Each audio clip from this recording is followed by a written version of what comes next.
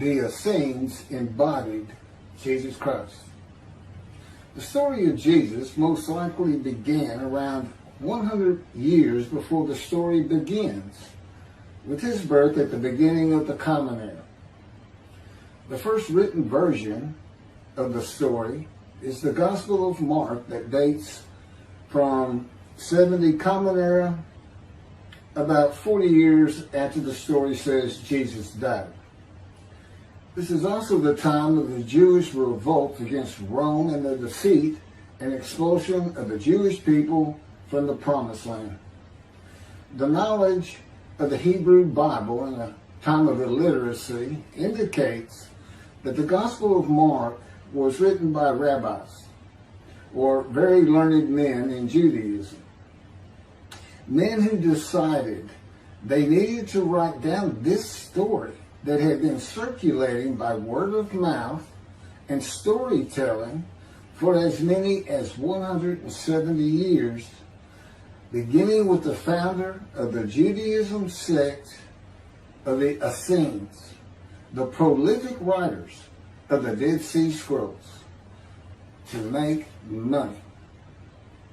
Their temple, homes, and country were gone. And it was desperate times for the Jewish people. The name of the founder of the Essenes was with a capital T, the Teacher of Righteousness. That was his name, the Teacher of Righteousness. Meaning he was believed to be the man described in Isaiah 53 who makes the many righteous. The man Jesus claimed to be. According to the oral story that most likely began 100 years before the Common Era, BCE, with this man called the Teacher of Righteousness, who established a sect of Judaism known as the Essenes, this Teacher of Righteousness who fought with a wicked priest.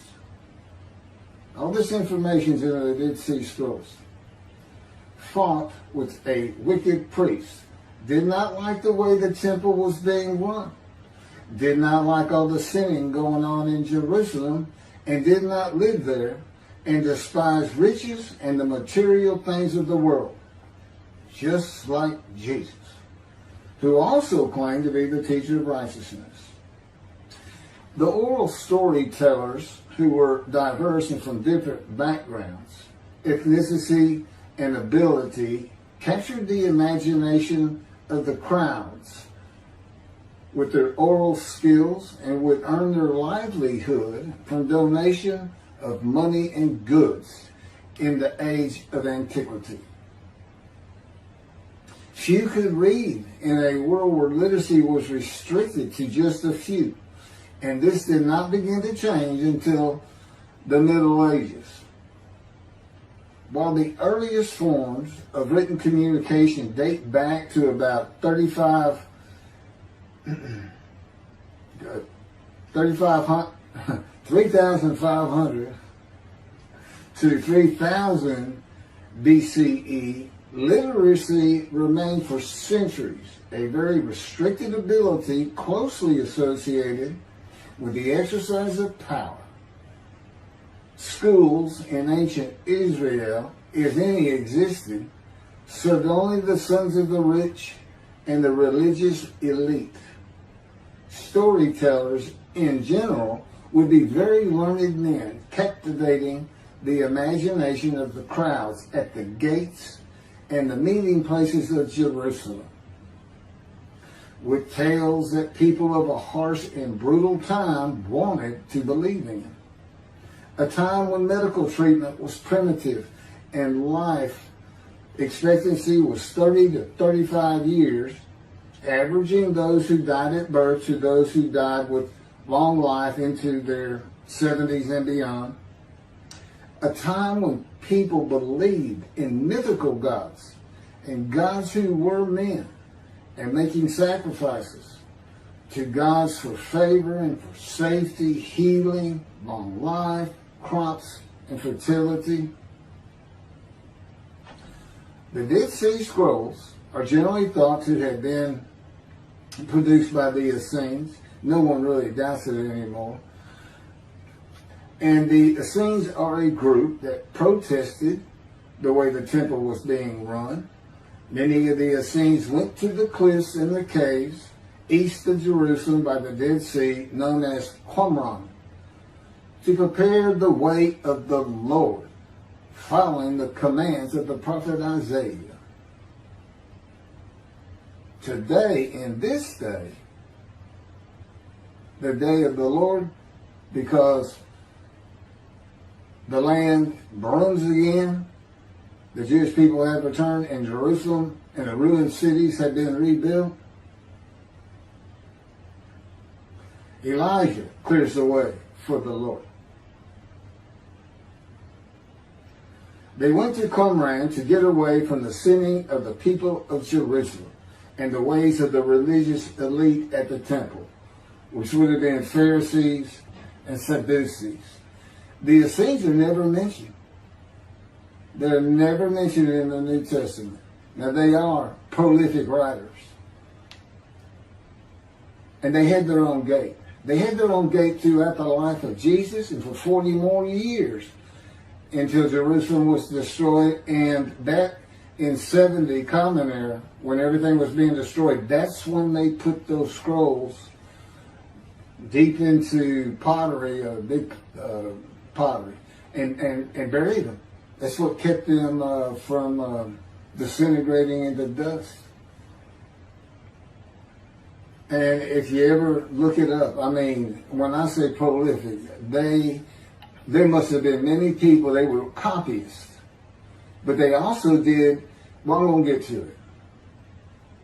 They made commentary on the scrolls. One of the first leaders of the Qumran community, again, was the teacher of righteousness, identified in the Damascus document and the Habakkuk Pesher. A Pesher is a type of commentary in Hebrew. In the Pesher literature, the teacher of righteousness is presented as a founding figure who directly clashed with an opponent called the wicked priest.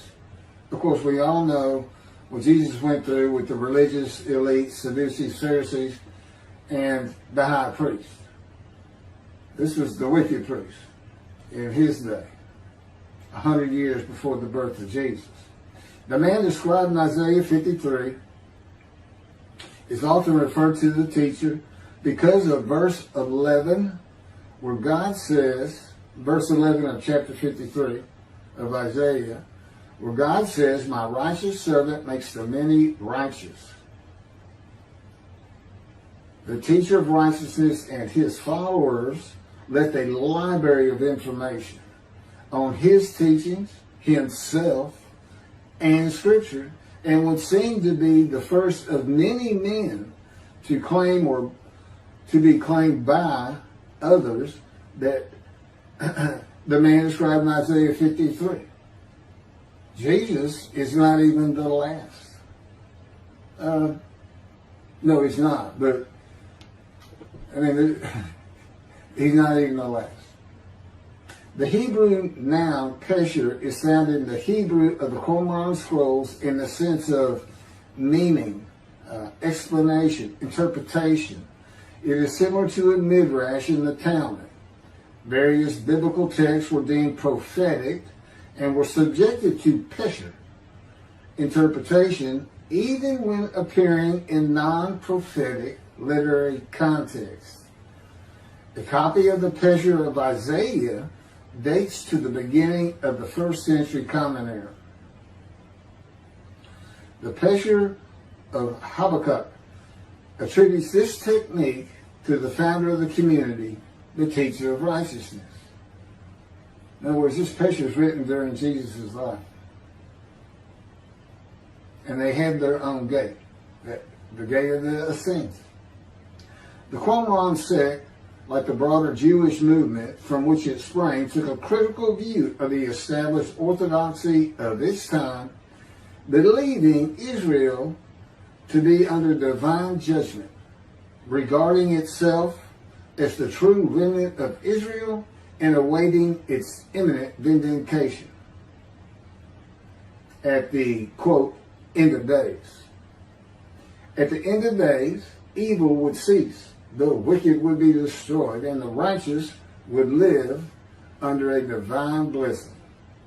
This is not unlike the teachings in Judaism today of a redemption, restoration, and exaltation of the Jewish people by the world of Gentiles, the nations, with peace throughout the world when the Anointed One comes.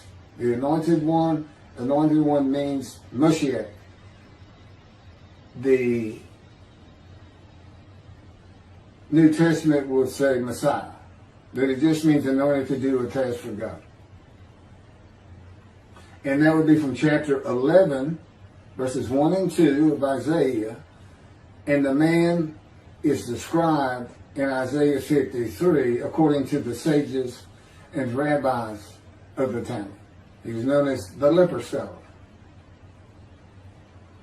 And that's because it's a man suffering familiar with disease, sickness that will bring you to grief and be exposed to death. Today we would say cancer.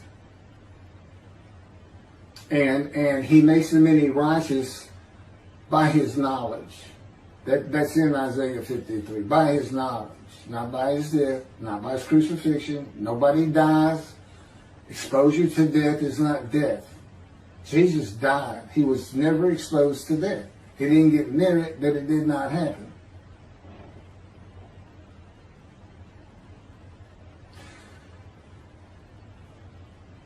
This time that the Essenes were waiting upon, that they thought was imminent, did not happen for them.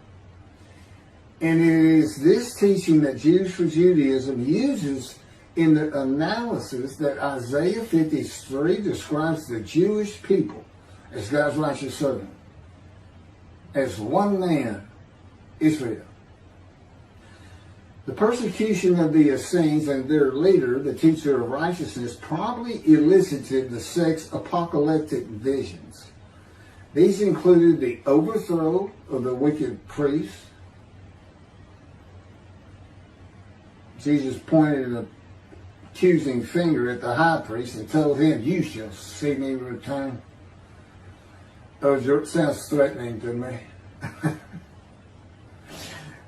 The wicked priests of Jerusalem and of the evil people, and in the dawn of the Messianic age, the recognition of their community as the true Israel.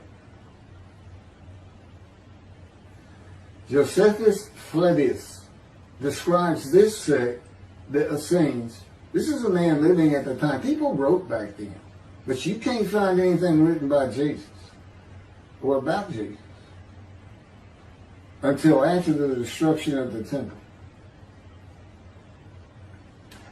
He describes this sect, the Essenes, as one of the main three philosophical sects among the Jews, with a very detailed description. Excerpts from his book, Wars 2, chapter 8, include, this is in quotes, the third sect, which pretends to a severe discipline. These men are despisers of riches, and so very communicative as raises our admiration. And as for their piety towards God, it is very extraordinary. You would think that Jesus would have been in this thing. He fit right in. But again, we never hear a single word about these prolific writers. The other two philosophical sects were the Pharisees and the Sadducees. In the New Testament, the Essenes are never mentioned, as I said. All the stories of Jesus and his clashes with the religious elite of Jerusalem in the New Testament are with the Pharisees and the Sadducees. According to this same Josephus, the name of the gate in the southern wall of Jerusalem at Mount Zion was called the Essenes Gate. Everything about the Essenes says Jesus would have been one.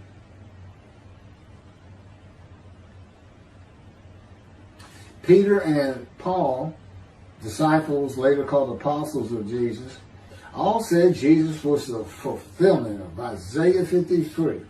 and the teacher of righteousness. All of Christianity does today.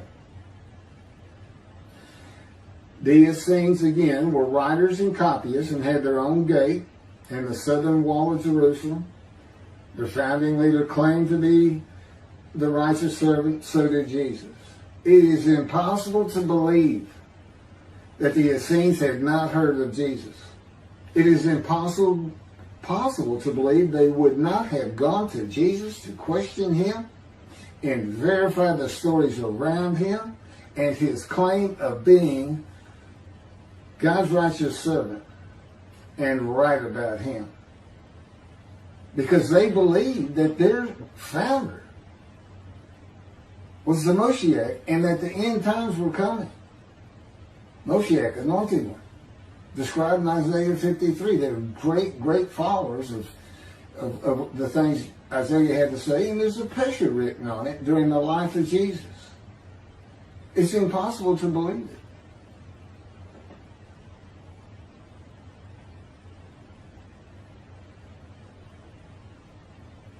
We're talking about a man that healed the sick, removed blindness, had the cripples walk, fed 5,000 people with 5 loaves of bread and 2 fish, walked on water, turned water to wine, raised the dead, was crucified, and 3 days later came back to life.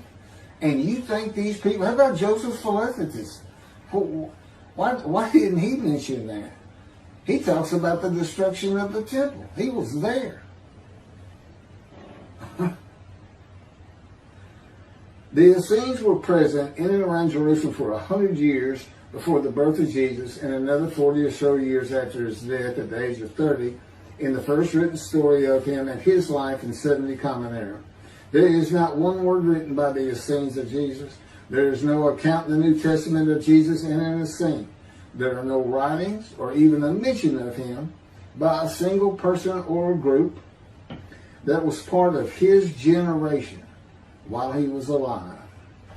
There are no writings by Jesus. And prophets of God, men of God, servants of God have been writing for him throughout the biblical times until he stopped talking to his prophets. The Hebrew Bible ended. The last prophet he spoke to, Malachi. Malachi chapter 3, the last chapter of the prophets,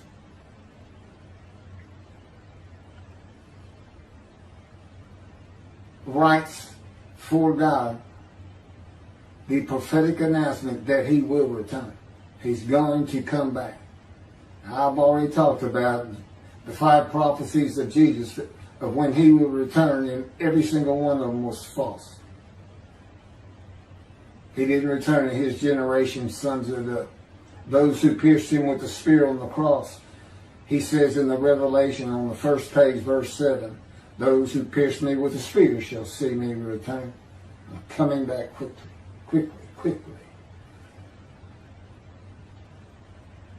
Nothing was written by his disciples.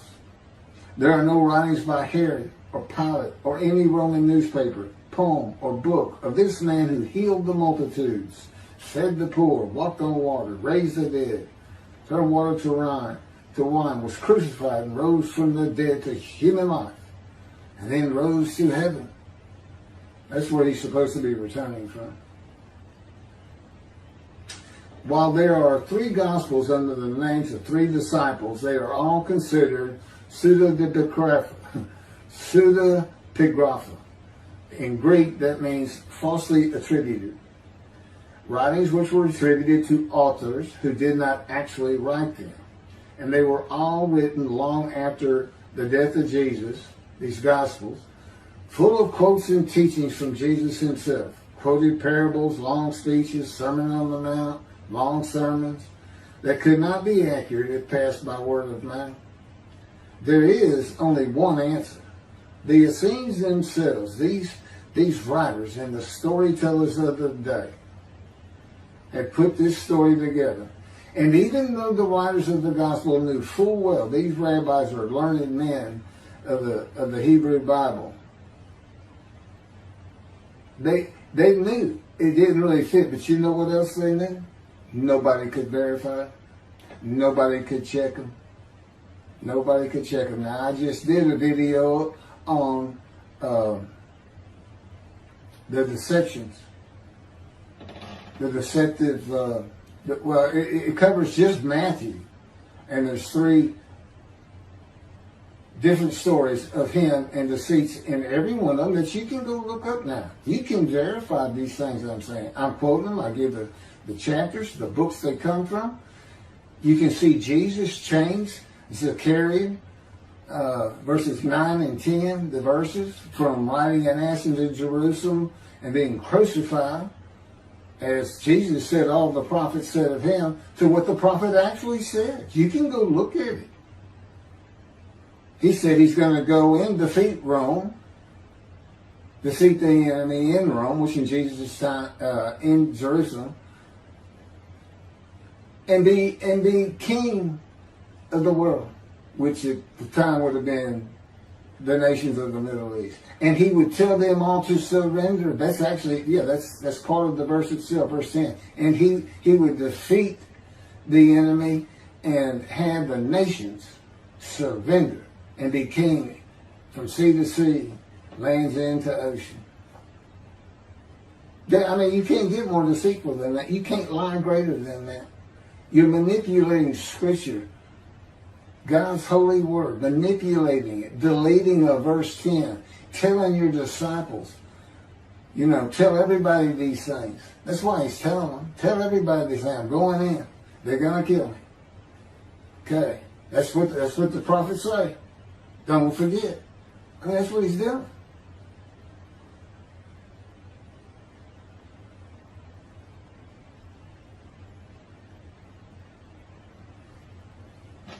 Jesus is a myth. Go look at that. Go look at what a myth is. Believe me, it covers the New Testament. It covers Jesus Christ.